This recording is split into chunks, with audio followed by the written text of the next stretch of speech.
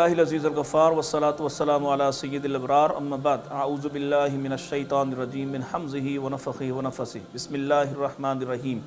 फ़बिमा रहमतिम मिनल्लाहि लिन्त लहुम वलौ कुन्त फ़ज़्ज़न ग़लीज़ल क़ल्ब लन्फ़ज़्ज़ू मिन हौलिक फ़अफ़ु अन्हुम वस्तग़फ़िर लहुम वशाविरहुम फ़िल अम्र फ़इज़ा अज़म्त फ़तवक्किल अलल्लाह सदक़ल्लाहुल अलीयुल अज़ीम। नाज़रीन किराम, रबीउल अव्वल का महीना है और नबी पाक अलैहिस्सलाम की याद को इन दिनों में ख़ास तौर पर उम्मत मुस्लिमा ज़्यादा मनाती है, आपको ज़्यादा याद करती है। वैसे तो रसूल पाक सल्लल्लाहु अलैहि वसल्लम का हम पर इतना हक़ है कि हर मौका पर आपको याद करना ईमान का हिस्सा है और अल्लाह ताला ने भी आपको हर मौके पर याद करने का लाज़मी जुज़ बना दिया है। आपका ज़िक्र इस कदर बुलंद फरमाया है कि हम दिन में 20 मरतबा याद किए बग़ैर, आपको याद किए बग़ैर रह ही नहीं सकते। अगर हम नमाज़ पढ़ने वाले हैं तो अपनी नमाज की हर रकत में, अपने नमाज के मामले में हम बार बार रसूल अकरम सल्लल्लाहु अलैहि वसल्लम को याद करते हैं। लेकिन बहरहाल इस महीने में हम मुसलमानों का एक बड़ा तबका कुछ ख़ास अंदाज से रबीउल अव्वल के महीनों को मनाना शुरू करता है और बाकी तबका कुछ उसके हक़ में दलाइल दे रहे होते हैं और कुछ उसके मुखालफत में अपनी बात कर रहे होते हैं। और इस महीने को भी रसूल अकरम सल्लल्लाहु अलैहि वसल्लम की शख्सियत के हवाले से कोई इज्तिमाई और इजमाई मौक़िफ़ इख्तियार नहीं करते, बल्कि एक इंतशार और इख्तिलाफ़ है जो बहुत ज़्यादा बढ़ता ही चला जा रहा है। मैं ये अर्ज़ करना चाहता हूँ, आज अल हिकमा के थ्रू आप तक ये पैगाम पहुँचाना चाहता हूँ कि देखिए, रसूल अकरम सल्लल्लाहु अलैहि वसल्लम का कलमा पढ़ने के बाद और आपको अपना नबी तस्लीम करने के बाद हमारे लिए सबसे बड़ा और लाज़मी काम ये था कि जो अल्लाह ताला ने हमारे लिए इरशाद फरमाया, लक़द कान लकुम फ़ी रसूलिल्लाहि उस्वतुन हसना, कि तुम्हारे लिए रसूल अकरम सल्लल्लाहु अलैहि वसल्लम की ज़ात अक़दस में बेहतरीन नमूना है। तो वो नमूना सिर्फ़ नमाज के लिए तो नहीं था, वो नमूना सिर्फ़ और सिर्फ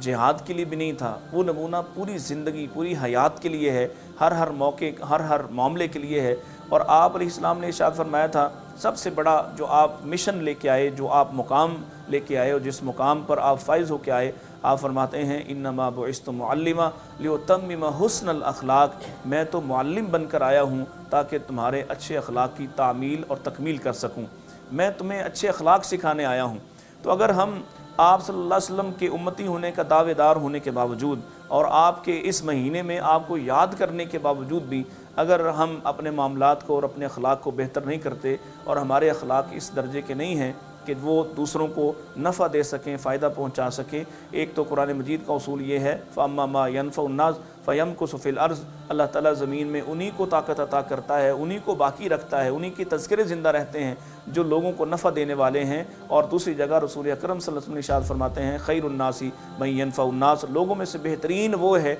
जो लोगों को नफ़ा पहुँचाता है, फ़ायदा देता है। और मैं ये समझता हूँ बिल्कुल ये तजर्बे की बात है, मुशाहदे की बात है और ये आप बीती है कि जब तक आदमी रसूल अकरम सल्लल्लाहु अलैहि वसल्लम की सुन्नत पर नहीं चलता, वो दुनिया जहान में किसी को नफ़ा और किसी को फ़ायदा नहीं दे सकता। फ़ायदा देना है किसी को और सही फ़ायदा पहुँचाना है और उम्मत को और इंसानियत को फ़ायदा देना है तो आपको रसूल अकरम सल्लल्लाहु अलैहि वसल्लम का तरीक़ा इख्तियार करना पड़ेगा। और उसमें सबसे जो बड़ा पहलू है, एक तो तालीम का और तालीम में भी हुस्न अखलाक का। इसी तरह अल्लाह के रसूल अलैहिस्सलाम ने एक और मौके पर इरशाद फरमाया, इन्नल्लाह लम यबअसनी मुअन्निफ़ा, अल्लाह ताला ने मुझे तंग दिल नहीं बनाया, अल्लाह ताला ने मुझे झगड़ालू नहीं बनाया, सख्त दिल नहीं बनाया, बल्कि वलाकिन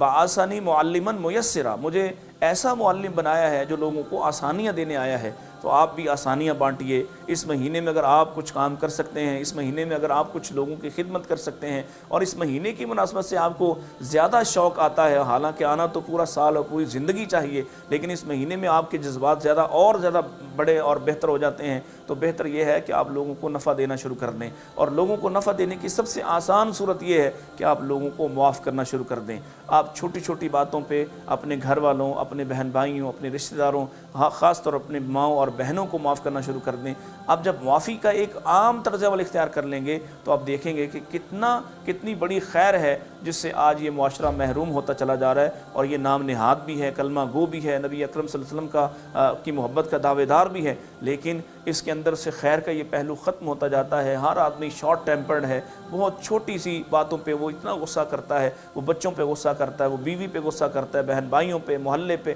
ہمسایوں پہ، عام ٹریفک میں جاتے ہوئے دوسرے لوگوں پر۔ یہ اس قدر زیادہ غصیلا جو معاشرہ ہے، یہ رسول اللہ صلی اللہ علیہ وسلم کا ماننے والا کیسے ہو سکتا ہے؟ اگر آپ کے ماننے والے ہیں، جھنڈیاں لگاتے ہیں، جھنڈے لگاتے ہیں، آپ پتہ نہیں کس کس طرح سے سجاتے ہیں، لیکن ساتھ ہی ساتھ آپ دوسروں کو گالیاں بھی دیتے ہیں، دوسروں کے لیے بینرز گالیوں کے آویزاں کرتے ہیں، اور ساتھ ہی ساتھ آپ دوسروں کو کافر بھی قرار دیتے ہیں، ساتھ ہی ساتھ آپ دوسروں کو ابلیس بھی قرار دیتے ہیں۔ تو نبی صلی اللہ علیہ وسلم کی محبت کا سب سے بڑا مظہر تو یہی ہے نا کہ آپ کے جیسے اخلاق ہو جائیں، آپ جیسا بننا یہ ہماری ذمہ داری ہے۔ آپ جیسا اپنے آپ کو رویہ اپنا تبدیل کرنا اور آپ کے اسوہ حسنہ کو اپنے لیے اختیار کرنا، یہ ہم پر لازم اور فرض ہے کہ ہم اپنے نبی، جس کو نبی مانا جائے، جس کا کلمہ پڑھا جائے، پھر اس کی بات مانتے ہیں، پھر اس کا طرز عمل اختیار کرتے ہیں۔ اور اس کا طرز عمل کیا ہے؟ وہ گالی گلوچ نہیں کرنے والے تھے، معاف کرنے والے تھے۔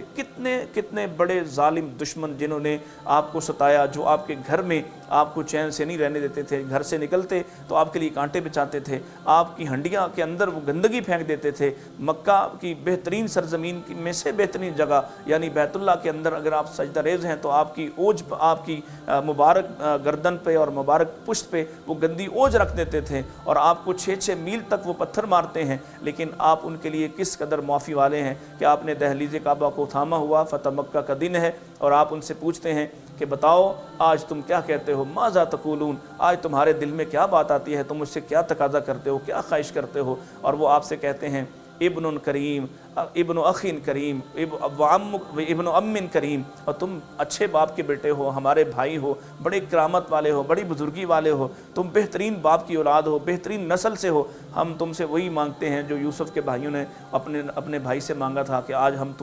تم ہمیں معاف کر دو، ہمیں امید اور توقع یہ ہے کہ تم ہمیں معاف کر دو گے۔ اور ایسے موقع پہ آپ نے فرمایا تھا میں تم سے وہی بات کہتا ہوں جو یوسف نے اپنے بھائیوں سے فرمائی تھی، لا تثریب علیکم الیوم، میں آج کے دن تم سب کو آزاد کرتا ہوں، کوئی بدلہ نہیں چاہتا، کوئی تم سے انتقام نہیں لیتا، تو انتم مطلقہ، تم سب کے سب آزاد ہو۔ یہ اتنی بڑی بات ہے ناظرین کرام، جب کوئی کمزور ہوتا ہے تو وہ معاف کر دیتا ہے، لیکن طاقتور کسی کو معاف کر دے، بدلہ لینے کی طاقت رکھنے والا، استطاعت رکھنے والا کسی سے بدلہ نہ لے، یہ ہے اصل اسوہ حسنہ، اور ہمیں اس پر عمل کرنا چاہیے۔ ہم اس معاشرے میں جس طرح سے ہم وقت گزار رہے ہیں، بہت